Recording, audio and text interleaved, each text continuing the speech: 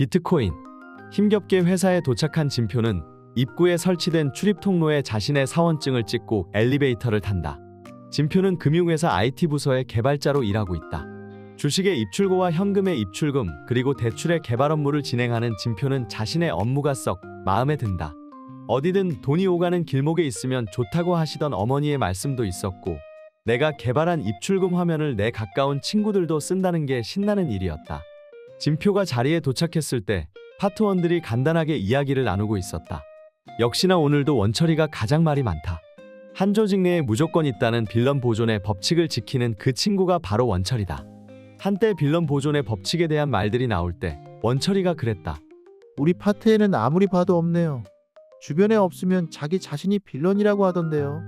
어쩔 수 없이 제가 빌런임을 인정하겠습니다. 파트원들은 굳이 부인하지 않았다. 빌런 맞으니까. 파트원들과 얘기하는 걸 들어보니 2010년에 나와 지금까지도 논란이 뜨거운 비트코인에 관한 대화였다.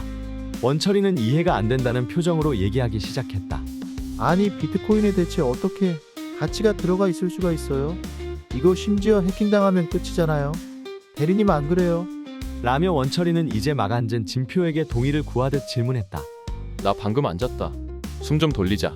숨 좀 돌리자는 진표의 말을 듣자마자 원철이는 기다리지도 않고 말을 이어나갔다. 보세요. 주식을 예로 들자고요. 해당 회사 전체의 가치를 주식의 개수로 나눈 게 그 회사의 주식 가격이잖아요. 약간 상기된 표정을 지으며 이번에는 동의해줄 것을 강력하게 표시하는 눈빛을 보면서 진표는 대답했다. 그렇지. 내 친구 중에 하나는 삼성전자 주식 가격이 왜 아프리카 TV보다 싸냐고 물어보더라. 그래서 시가총액이 중요한 거라고. 라는 대답을 하는데 원철이는 말을 끊는다. 아니, 그러니까요. 회사는 실체라도 있어서 그걸 주식으로 나눴으니 주식도 실체가 있는 거랑 마찬가지잖아요. 근데 비트코인이라는 게 라며 말을 이어가려는데 진표도 원철이의 말을 끊는다. 원철이 너도 주식 투자하지? 그럼 주식 가진 걸로 하는 게 뭐야? 사고 팔죠? 그것만 하라고 주식이란 게 있는 게 아니고 주주총회에 나가서 회사가 더 좋게 나아갈 방향을 정해서 발언도 하고 투표도 할 수 있는데 한 번이라도 가봤어? 원철이는 우물쭈물하면서 대답한다. 아니요. 진표는 앉자마자 원철이에게 대답을 하느라 못 내려놓은 서류 가방에서 책 한 권을 꺼내 놓았다. 그리곤 가방을 책상 위 제자리에 두었다. 실체가 있어도 의미가 없는 것과 마찬가지로 주식을 대하면서 실체가 없다고 비트코인이 존재하지 않는 게 아니잖아. 주식 종이로 된 거 우리가 굳이 사용 안 하고 우리 월급도 받기는 받는데 어디로 가는지 모르는 거랑 같은 거 아닐까? 그런 진표에게 살짝 부끄러운 듯 원철이는 대답했다.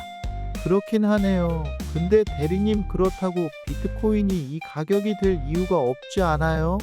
일단 지금의 비트코인 가격은 채굴 원가가 크게 결정하고 있지. 채굴 들어봤지? 당연히 들어봤죠. 마이닝 말이죠. 컴퓨터를 가지고 뭘 할까? 광구마냥 어디 탄광에 컴퓨터가 들어가서 돌 캐고 그러지 않을 거잖아. 자세히는 잘 모르겠는데 뭐 암호 어쩌고를 풀면 비트코인을 주는 게 마이닝이라던데요. 진표는 끄덕이며 말했다. 굉장히 어려운 설명이랑 완전 간단한 설명 두 가지 버전이 있어. 진표 대리, 그럼 완전 간단한 걸로 설명 좀 해봐. 옆에서 조용히 듣던 파트장인 종택 차장님이 퇴근하듯 얘기했다.